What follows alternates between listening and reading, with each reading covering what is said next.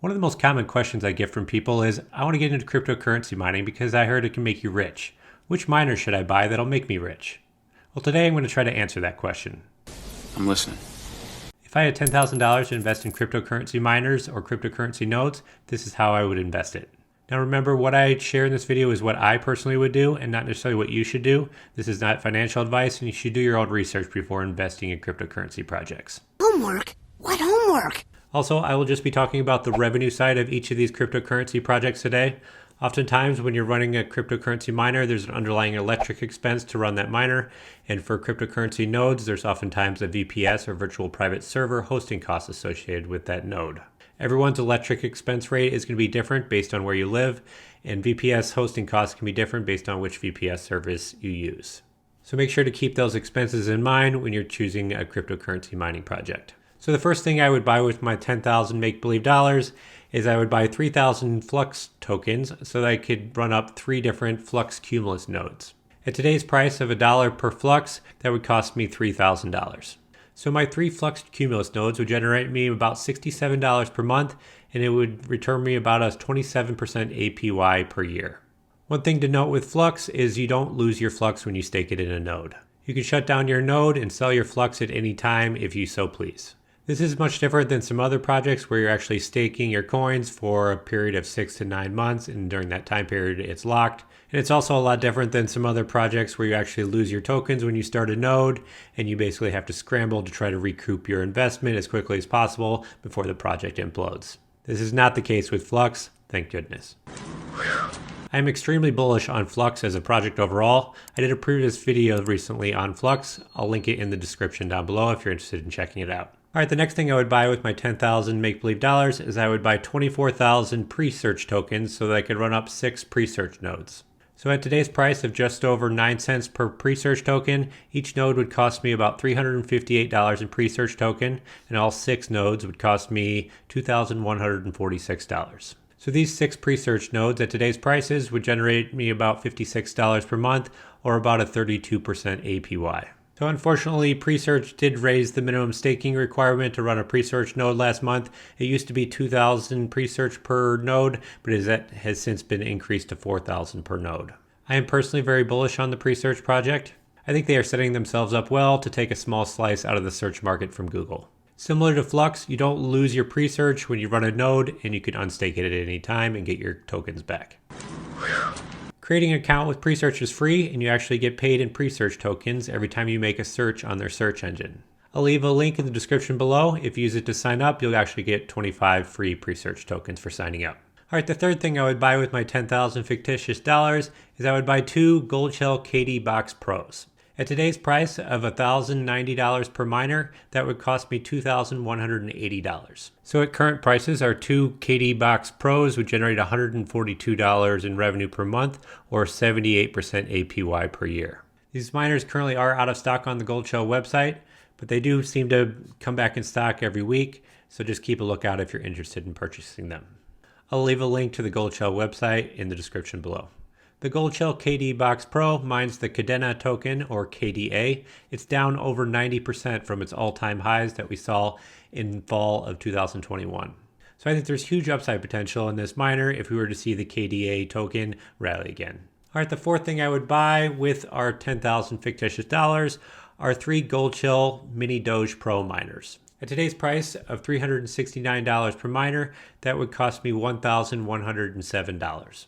So at current prices, our 3 Goldshell Mini-DOGE Pros would generate $63 in revenue per month, or 68% APY per year.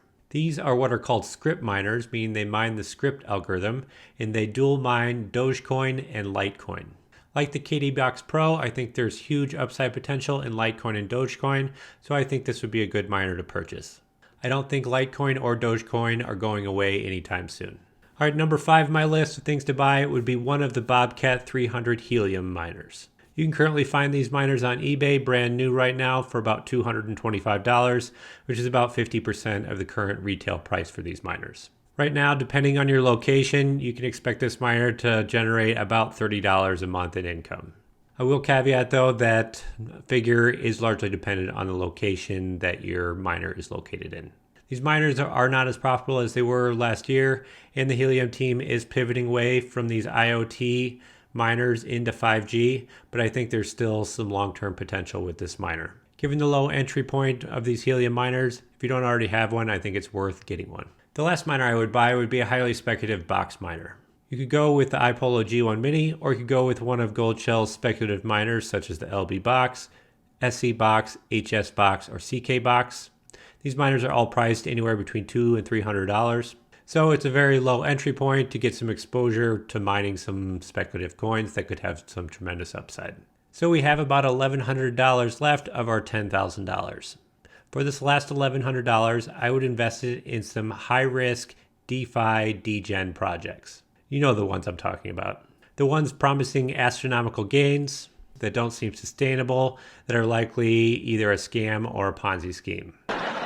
It's a scam! So obviously you don't need to do this if you don't feel comfortable, but I think it's important to have a set defined either percentage or dollar figure of your portfolio allocated to high-risk projects like this. You never really know which one may hit big, but as a forewarning, if you try to dabble in these projects, try to recoup your capital invested as quickly as possible. I'm not going to mention any of these projects by name because I don't want to promote them, but there's no shortage of YouTubers out there that do love promoting these type of projects, so they shouldn't be that hard to find.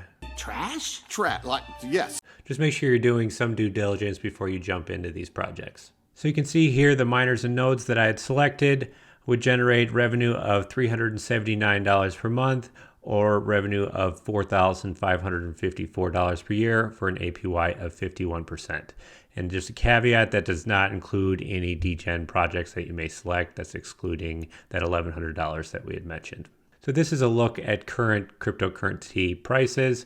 Let's take a look at what this would look like if we were to see all these cryptocurrencies that we're highlighting here go back to their all-time highs.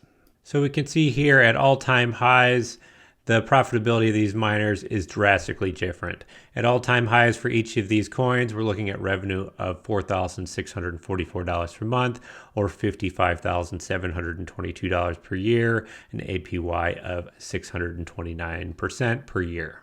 So you may be thinking, why don't I just wait for cryptocurrency prices to rise again to get into these miners? The thing you have to remember is that the prices of these cryptocurrency miners have already fallen substantially, largely in line with the fall of cryptocurrency prices so far in 2022.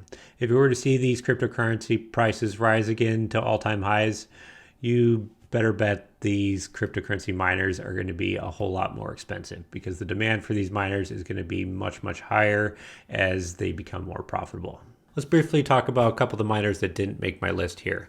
Number one being Bitcoin miners. The reason I didn't include Bitcoin mining in this list is, one, Bitcoin mining is fairly expensive to run. You're talking about anywhere between $5,000 and $10,000 per miner.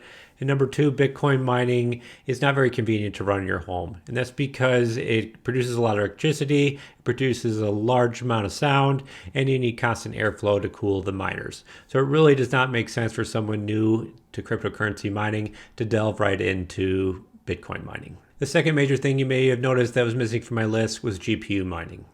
And the reason I'm excluding GPU mining from this list is the Ethereum 2.0 merge is about a month away now, and there's a whole lot of uncertainty around GPU mining in terms of what will be the profitability of GPU mining when Ethereum goes from proof of work to proof of stake next month. So I think there's just way too much uncertainty around GPU mining at the moment to try to dive into buying a GPU miner at this time.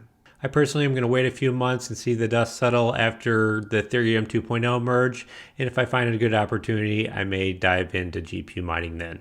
And finally, I didn't include some of the newer, unproven projects that I've covered in previous videos on this channel, and that's largely because the sustainability and the financial incentives of these projects, of mining on these projects, has not been proven yet, so I don't think it makes sense for someone new to cryptocurrency mining to dive into a bunch of speculative projects. So there's my list of miners and nodes I would purchase if I was new to cryptocurrency mining and I had $10,000. Prices for these miners and nodes are down substantially compared to where they were at the beginning of 2022, and most are currently all in stock. I truly believe that bear markets like we're currently in, it's the time to invest in cryptocurrency mining and to learn about new projects. I also believe that this bear market may last a while, so there's no need to rush out and purchase a bunch of miners tomorrow. We have time. Do your own research and take your time before making any decisions. I also stand by the picks that I've made here today because it largely mirrors my personal portfolio of miners and nodes. Do you agree with my list? Am I missing anything? Let me know in the comment section below. Remember to like and subscribe. Thanks for watching, and goodbye.